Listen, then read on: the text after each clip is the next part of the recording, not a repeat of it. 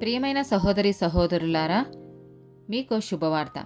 2025 సంవత్సరంలో మొత్తం 365 అంశాలను మీతో పంచుకోబోతున్నాము. జనవరి 1వ తేదీ నుండి ప్రతిరోజు ఒక అంశము మరియు దానికి సంబంధించిన వాక్యమును పంచుకుంటాము.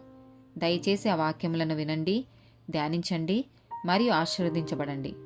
దయచేసి సబ్స్క్రైబ్ చేయండి మరియు మీ స్నేహితులతో పంచుకోండి. ధన్యవాదాలు.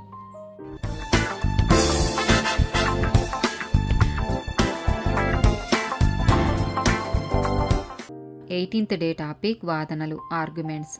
సామెతల గ్రంథము 15వ అధ్యాయము 18వ వచనం. కోపోద్రేకి ఎగువాడు కలహము రేపును, దీర్ఘశాంతుడు వివాదము నణిచివేయును. సామెతల గ్రంథము 17వ అధ్యాయము 1-14 వచనాలు. రుచి అయిన భోజన పదార్థములున్నను కలహముతో కూడియుండిన ఇంట నుండుట కంటే నెమ్మది కలిగి ఉండి వట్టి రొట్టె ముక్కలు తినుట మేలు.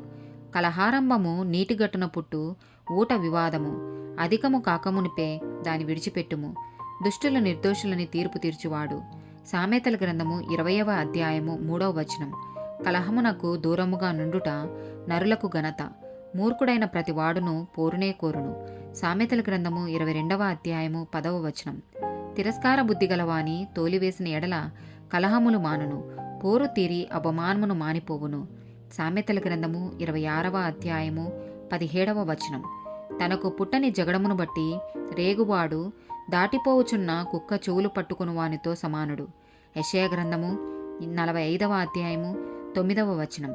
మంటికుండ పెంకులలో ఒక పెంకయ్యుండి తన్ను సృజించిన వానితో వాదించు వానికి శ్రమ. జిగటమన్ను దాని రూపించిన వానితో నీవేమి చేయుచున్నావని అనదగునా? వీనికి చేతులు లేవని నీవు చేసినది నీతో చెప్పదగునా? యెషయా గ్రంథము 58వ అధ్యాయము 4వ వచనం. మీరు కలహపడుచు వివాదము చేయుచు అన్యాయముగా గుద్దులాడుచు ఉపవాసమందురు. మీ కంఠధ్వని పరమున వినబడునట్లుగా మీరిప్పుడు ఉపవాసముండరు. లూకాసు వార్త 22వ అధ్యాయము 24వ వచనం. తమలో ఎవడు గొప్పవాడుగా ఎంచబడునో అను వాదము వారిలో పుట్టగా. రోమీలకు రాసిన పత్రిక 13వ అధ్యాయము 13వ వచనం.